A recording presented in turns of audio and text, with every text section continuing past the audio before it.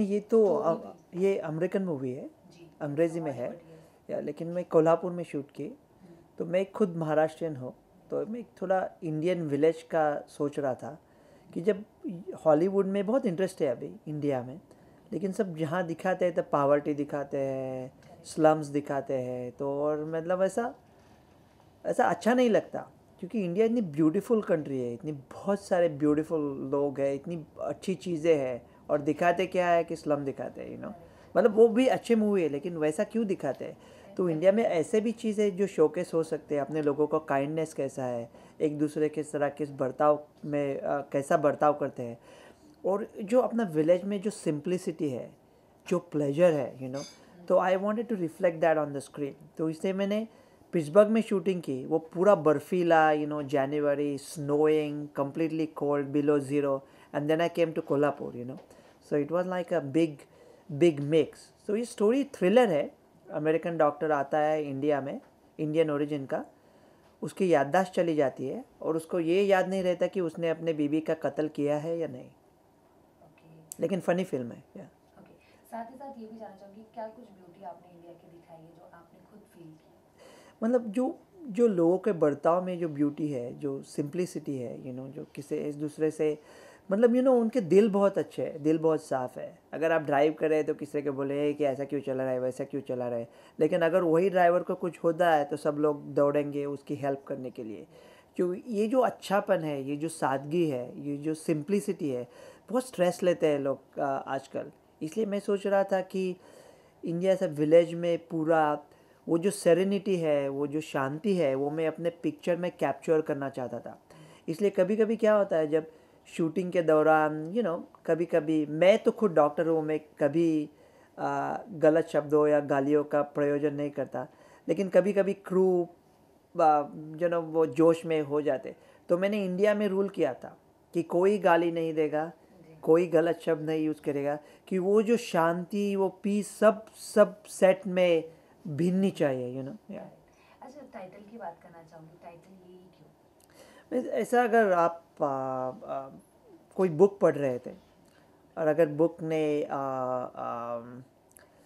Book का पहला sentence ऐसा है कि बम्बई में सूरज उगा रहा था, ये वो आप सोच रहे हैं, और दूसरा बुक पढ़ रहे हैं, उसका किताब का पहला ये होगा कि अपने अपनी काम वाली का खून करते हुए जो खून उसके शरीर पे आ गया, वो धोते हुए उसने सिगरेट छिलकाए। सो एकदम पहला से आपका इंटरेस्ट बढ़ जाता है। तो मैं सोचा कि रिमेंबर एमनेशिया का टाइटल एकदम अलग है, तो लोगों के ध्यान में रहेगा, फनी है क्योंकि रिमेंबर और amnesia. I can take. I can take it.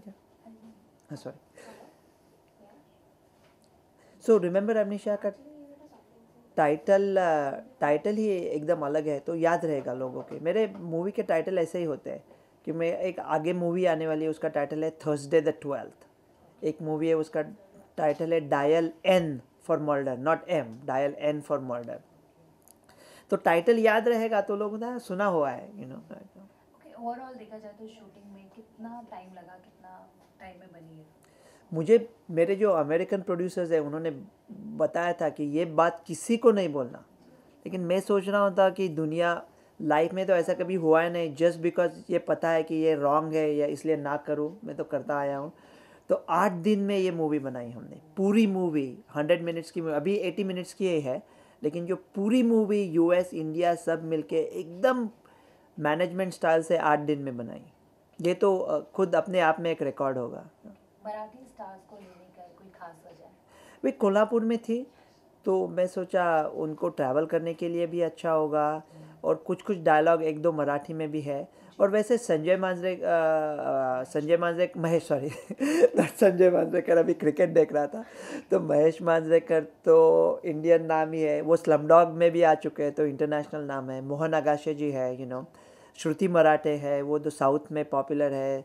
विजय पाटकर तो अभी इंडियन नाम बन गए हैं, तो लोकेश गुप्ते, तो बहुत सारे नाम थे, बोला कोल्हापुर में उनको आसानी होगी, ओके हॉलीवुड और बॉलीवुड में क्या कुछ आपको डिफरेंस लगते हैं वैसा ज़्यादा डिफरेंस अभी नहीं है, पहले तो जब मैंने पहली मूवी शूट की तो मेरे ख्याल में आया कि बहुत पंक्चुअल लोग हैं और वो बहुत रूल को फॉलो करते हैं, तो यहाँ पे थोड़ा डिफरेंट था। मतलब ईमेल को, अगर ईमेल भेज दिया आपके पास ये सॉफ्टवेयर है, तो उसका सिर्फ जवाब आएगा नोटेड।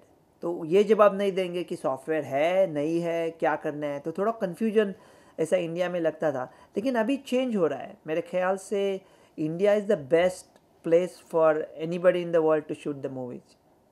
जानना चाहूँगी मैं आपसे कि ये फिल्म को लेकर क्या कुछ एक्सपेक्टेशन आप ऑडियंस से कर रहे हैं कि जब ये फिल्म देखने आए तो क्या कुछ कैसा रिस्पांस आप एक्सपेक्ट कर रहे हैं ऑडियंस से? हम तो सोच रहे हैं कि ये मूवी का टैग लाइन ऐसा बना है पब्लिसिटी का कि ये स्मार्ट मूवी है। It's a very intellectual movie, it's a very smart movie.